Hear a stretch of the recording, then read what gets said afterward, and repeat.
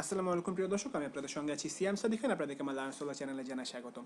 আজকের টিউটোরিয়ালে আমরা একটা অত্যন্ত গুরুত্বপূর্ণ একটা ফাংশন ব্যবহার সম্পর্কে শিখব।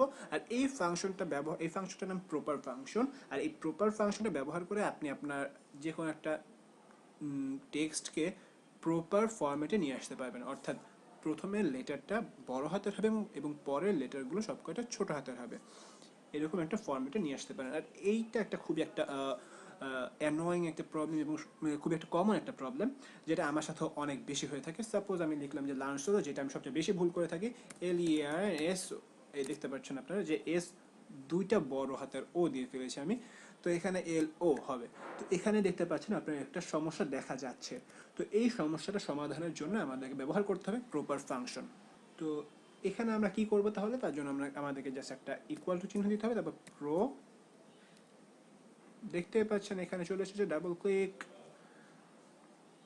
ট্যাব প্রেস করলেও হতো।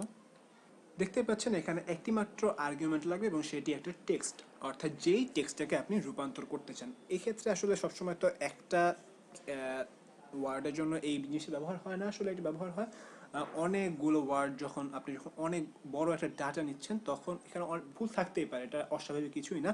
আর সেটাকে আপনি ক্লিয়ার করার জন্য জাস্ট এই ফাংশনটা ব্যবহার করতে পারেন। তো এখানে জাস্ট আমি একটা এই সেলটাকে সিলেক্ট করব, তারপরে প্রথমে ব্র্যাকেটটা ক্লোজ করে দিচ্ছি, প্রেস এন্টার। দেখতে পাচ্ছেন কত সুন্দর একটা সুন্দর অবস্থানে চলে আসলো। আচ্ছা, তো এই ফাংশনটা আবার একটু সমস্যাও রয়েছে।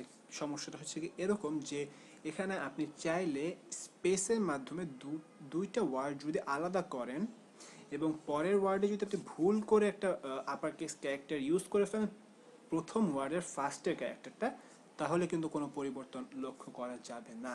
তো ব্যাপারটা দেখে নেওয়া যাক। সাপোজ ধরুন যে আমি এখানে লিখলাম, এখানে আমরা অ্যাড করছি, সাপোজ আমি এখানে সিয়াম লিখলাম। আচ্ছা, তো এখন ইন্টারপ্রেস করে দেখতে পাচ্ছি যে ফার্স্টের ক্যারেক্টারটা জাস্ট চেঞ্জ হচ্ছে, ফার্স্টের ক্যারেক্টারটা চেঞ্জ হবে না, কিন্তু বাকি পরের যে ক্যারেক্টারগুলো রয়েছে সেগুলো প্রপার কেসে চলে আসবে। তার জন্য আপনাকে অবভিয়াসলি সাবধান থাকতে হবে যেন আপনি মাঝখানে কোনো ভুল না করেন। তো এরকমটা যে হচ্ছে, এটার পিছনে কারণটা কি?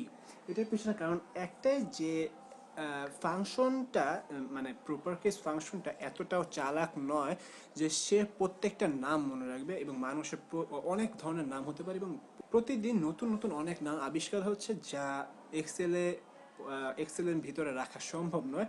ফলে এক্সেল সব কয়টা নামকে মনে রাখতে পারে না এবং সব নাম যে নাম হিসেবে ব্যবহার হয় সেটাও বলা যায় না। সাপোজ আপনি এরকম দেখতে পারেন যে ইংল্যান্ডে একটা প্লেয়ার আছে যার নাম বেল, তাকে আমরা সবাই চিনি। এবং এই বেলটা আমরা বেল হিসেবে ইউজ করতে পারি, অর্থাৎ ঘন্টা হিসেবে ইউজ করতে পারি, আবার তার নাম হিসেবে ইউজ করতে পারি। তো এখন এক্সেল এটাকে কোন ক্ষেত্রে নিবে সেটা তো এক্সেল জানা না, যে এখন আপনি এটাকে কোনভাবে ব্যবহার করতে চাচ্ছেন।